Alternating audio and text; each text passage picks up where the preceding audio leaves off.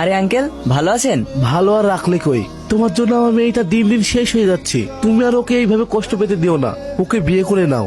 হ্যাঁ সেলিম, আমি তোমাকে খুব ভালোবাসি, তোমাকে না পেলে আমি মরে যাব। আমি তো তোমাকে আগেই বলে দিয়েছি আমি তোমাকে বিয়ে করতে পারবো না। তাহলে বিয়ের প্রস্তাব নিয়ে আবার কেন এসেছো? সেলিম, তুমি ভুলে যেও না মনি আমার বন্ধুর মেয়ে। তুমি এর আগে ওদের যা খুশি তাই বলে অপমান করেছো, আমি কিছু বলিনি, কিন্তু আজ আমার বন্ধু অপমানিত হলে আমি সহ্য করবো না। কিন্তু আব্বু।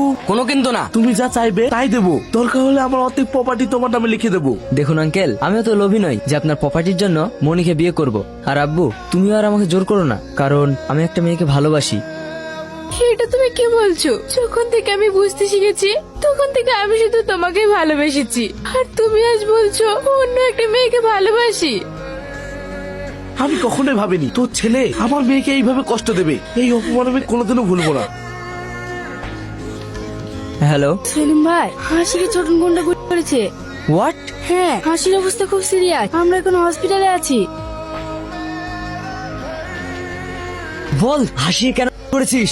স্যার, আমরা হাসিকে মারতে চাইনি, আমাদেরকে হাসিকে মারার জন্য হায়ার করা হয়েছে। কি বল, তোদেরকে কে হায়ার করেছিল? আমরা জানি না।